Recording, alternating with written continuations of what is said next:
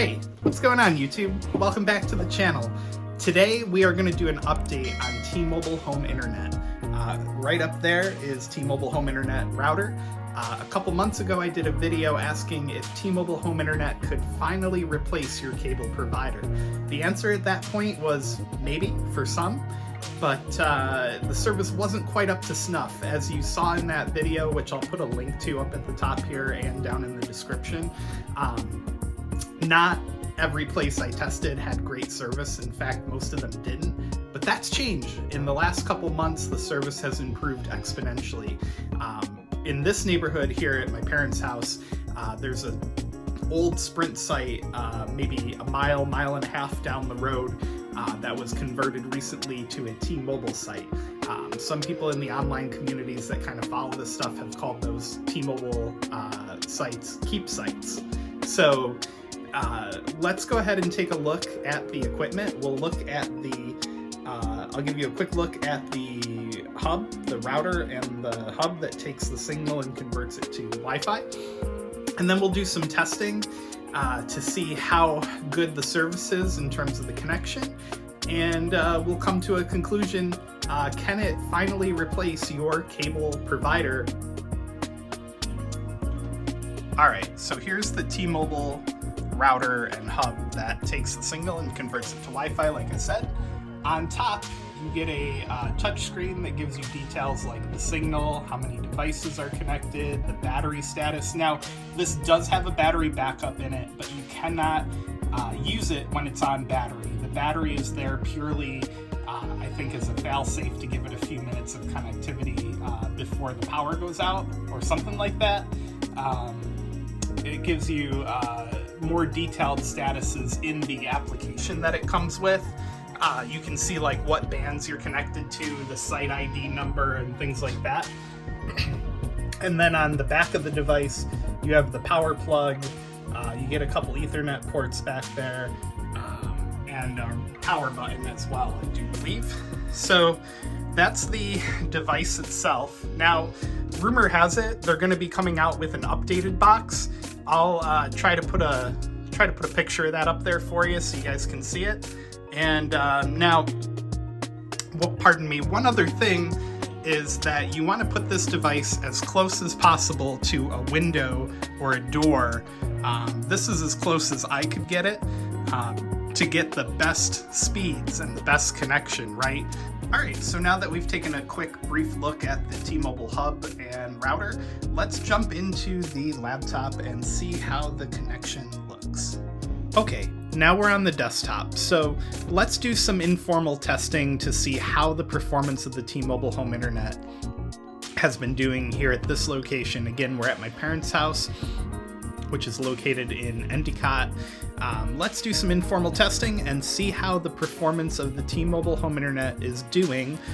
Now at this location, prior to getting T-Mobile Home Internet, they had Spectrum. Spectrum was performing on a base plan, giving them around 100 down and 10 up. And they were paying about $75 a month for that service. So as you can see, right off the bat, the T-Mobile Home Internet has more than doubled their performance. They're getting incredible download speeds for what the service is, being a wireless service. 368 down and 32 up.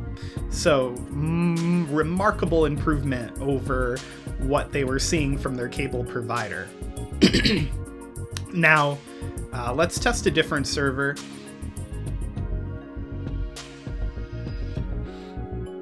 Okay, so this server is in Brooklyn, New York. The previous server that we were testing on was in Pennsylvania, just outside of like the Allentown area. So these tests aren't going that far, but 44 millisecond ping, 320 down, 7 millisecond jitter, and no packet loss. Now, one issue we have seen with this service is occasional packet loss, and I don't know if that was just a momentary problem, but we haven't seen it recently. And the packet loss wasn't big, it was like less than 1%, but still something to keep in mind. So let's go run a ping test now. This website is called meter.net, and it has a ping tester that basically all it does is ping various services or various locations. So this ping test is showing pretty high ping times. I don't know if that's just a glitch. I mean, I haven't used this site in a while, so I'd kind of discount those results. Now, some internet providers, like most mobile providers, throttle video content.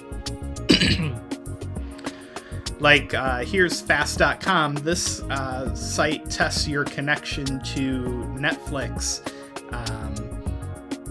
And a lot of, like I said, a lot of mobile providers have it capped at like 1 to 3 megabits per second.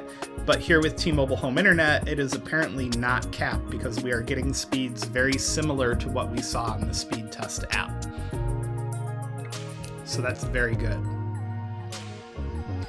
Just wait for that to finish, and then we'll click more. Now, all of a sudden, we're getting a spike in ping times here that's a little disturbing, but I don't know why that would be. Okay, so it must have been some really strange glitch with the recording software I was using, because now that I'm not recording on my laptop, the T-Mobile Home Internet connection has gone completely back to normal. So I'm not exactly sure what happened, but it's working 100% correct again. I'll have to do some digging on that, but yeah. I'm not sure I understand. Thanks a lot, Siri. I don't understand either. Anyway, another thing to keep in mind is that T-Mobile Home Internet has no priority data. So what that means is, sorry, my throat is very dry today. What that means is if there's competing demands on the network, your data traffic is going to be affected before other people. So T-Mobile Home Internet with T-Mobile, no priority. But if you have good coverage and there's enough capacity in the area, it shouldn't really affect you. It shouldn't really be something that, affects it that much. Let's see if I have any app updates to do and see if there's a big, see if there's any big files to update. There is not. All right. So the connection to Netflix was working out to be about the same as what we saw in the speed test. However, right now we're seeing a weird spike in ping. So that's kind of interesting that that's happening. Yeah, strange. Okay, let's see if we can replicate it on the phone. Let's see what happens if I run a speed test on my phone. And this phone is connected to T-Mobile Home Internet.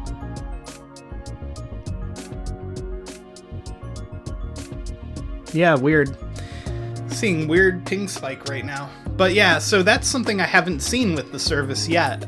But it's, of course, it would happen when I'm trying to make this video for you guys.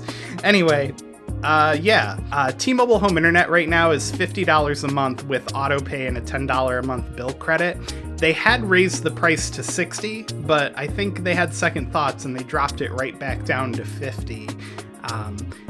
Every time that I've gone to try and apply for T-Mobile Home Internet, both for this location and my home location, I ended up having to call to get it. I tried through the website, but for whatever reason, the website wouldn't accept my address, but I called and had no problems right off the bat. So, yeah.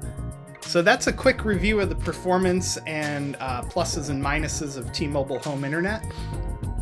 Like I was saying earlier, yes, T-Mobile Home Internet in my area now could absolutely replace your cable provider, especially if you're not a crazy power user. I would definitely say go for it.